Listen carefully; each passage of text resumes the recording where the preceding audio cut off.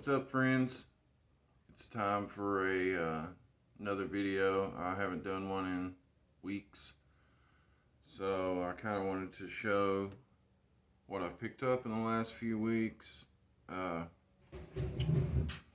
of what I've been listening to while the world's falling apart around us, and I wish you all well, and let's get to some music, I guess.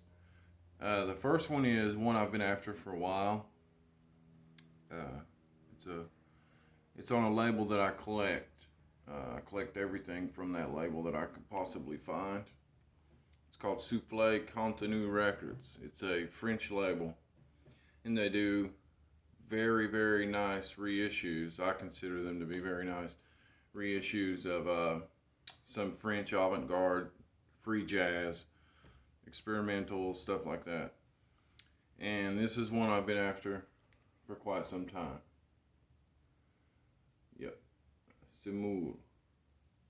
This is a really cool record. It's like for fans of, say, Pink Floyd.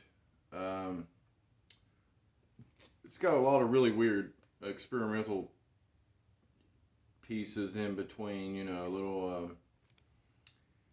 I don't know, just it's a great record. And there's the label. They always do these little tip-on sleeve things, you know, they come off. But yeah, this is a great record. Very experimental. I think I'm pretty sure this one's on the Nurse with Wound list. So kind of give you an idea. There's actually a couple records I'm showing today that's on the Nurse with Wound list. This is one of them. So very happy to get this.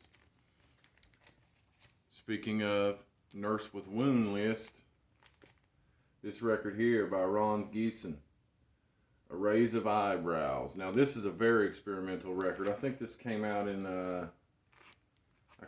I would be guessing, but I think it's 1967, a little earlier than I thought. I was going to say like 69 or 70. But yeah.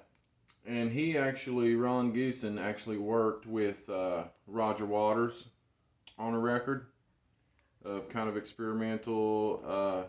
It was a soundtrack for a movie. And, but yeah, this is like way out there kind of stuff. Very avant-garde in its music. And then also just highly experimental. But yeah, sorry about the glare. There. I could never get away from that. But good record, very interesting. Thirdly here we have Jacula. Jacula's great. This one came out, I think the man behind this, I think it's Anthony Bartocchetti is his name, is how you pronounce it. Anthony Bartocchetti. But anyway, he had a vision to do this kind of, it's very themed. It would sound like probably if Dracula's Lair could have a soundtrack or a score, it would sound like this. This is a great record. You would never guess this was 1969 if you hear this record. But yeah, and there's the man behind this. This is a remastered edition, but it sounds fantastic as far as my ears go, you know. Sounds fantastic. Jacula. This one. Da-da! This is a Nurse with Wound styled project. Stephen Stapleton, one of the brains behind this. This is Gillenskold Geigerstam. Gillenskold Geigerstam. But yeah, this is a was just released special edition. It's on like a smoky. Look at this, beautiful album. I'm so sorry about that glare, but beautiful record, man. Very beautiful record. And then it comes on this smoky black and gray and black colored vinyl. Highly experimental. Anybody that knows anything about Nurse with Wound kind of understands where Steven Stapleton's coming from. He does these soundscapes, and man, he's brilliant. He's truly brilliant at what he does. I'm a huge Nurse with Wound fan, so anything Steven Stapleton's a part of, I'm down with. Speaking of another artist I collect, just about anything I can find, Ryuichi Sakamoto. Yes, this is the latest Ryuichi Sakamoto. Another brilliant genius, pianist, multi-instrumentalist. He comes from Yellow Magic Orchestra. He was in Yellow Magic Orchestra. This is a beautiful record. Beautiful soundtrack. He does lots of soundtracks. This man he puts out music just left and right. He's brilliant. But yes, this is Minamata. I haven't seen the movie, but I want to see the movie because of this record. Very ambient, very laid back, kind of lethargic in its approach, I guess you could say, but it's Ryuichi Sakamoto. If you know about it, you know it's good. But yes, Minamata. Very good record. Very good. And beautifully. I think they did maybe 2,000 copies of this or something like that, I heard. I'm not sure. I don't want to give information that's incorrect, so don't quote me on that. This one I'm very happy to have. Pram. Yes, this is Pram, Across the Meridian. This is brilliant. This is absolutely stunning from beginning to end. It's hard to classify. It's kind of in the vein of Portishead meets Miles Davis or something. Yeah, it's very hard to put your finger on it. I'm so sorry about that glare. But yeah, Pram. You can see here, limited edition copy. But yeah, this is an artistic achievement. This is a beautiful record. If you get a chance to hear it, listen to it all the way through and get the full experience, because that's kind of how it's created. You know, it's sort of it's a full body of work for sure.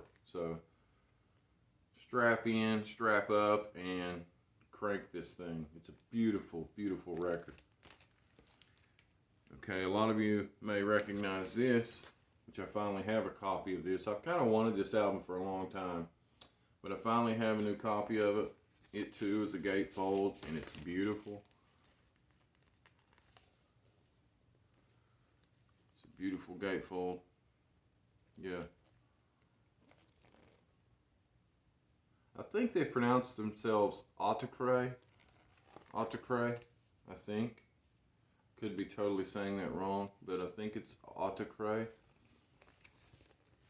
Very, very electronic. It's completely electronic. Just give them a chance. If you like electronic music whatsoever, give them a chance. Sort of in the vein of Aphex Twin, or even the Chemical Brothers to a certain degree, but better, if you ask me. More artistic too, if you ask me. But anyways, totally electronic right here. Autocray. And I've got a couple more here. The video's at 9 minutes, so next up is a beautiful, beautiful record. These are some good records. Boris, Flood. Boris taking another direction on this one. This is a Third Man release, as you can see. Third Man's been doing some really cool stuff lately. Some Sleep, some Boris, you know. This is a trifold. Beautiful trifold at that. Panoramic, underwater kind of thing. But this is unlike anything Boris has ever done before, which is saying a lot, because they've done nearly any genre they bounce back and forth in, you know. But this is along the lines of something like I can hear Terry Riley in this kind of stuff. They say that it took them like 2 decades to actually get this album released and finished and properly put out like they wanted to.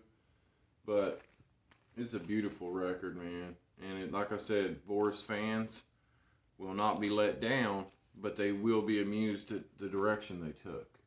And I don't know if you can read the sticker there, the hype sticker, but it's beautiful. It's really a work of art. I understand like the all out that they did on this record. It's a double LP, even though it's a trifold, it's a double LP, at least this one is. Flood by Boris. I love Boris. Last but not least, and my first High on Fire record. Yes, Blessed Black Wings is the name of this one. Blessed Black Wings, High on Fire. It's Matt, Matt Pike, I think is his name, from Sleep. This is his more heavy metal project. Sleep is more of a stoner, kind of sludge, doom metal that I love. They're one of my favorites in that genre. And I'm not the biggest heavy metal guy. Don't get me wrong, I like a lot of heavy metal. I love the Melvins.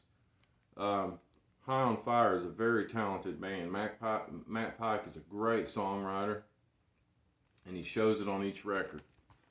But yeah, full LP. This one's on a gatefold as well.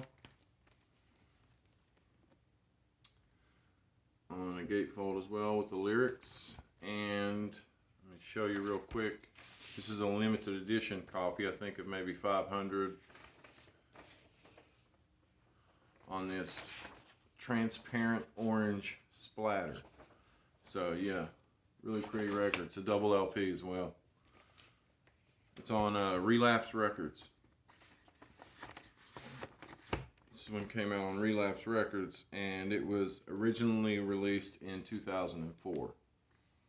So I like High on Fire. I'm gonna get more High on Fire records, but that's what I had to show. The video's at 12 minutes. It's time for me to depart.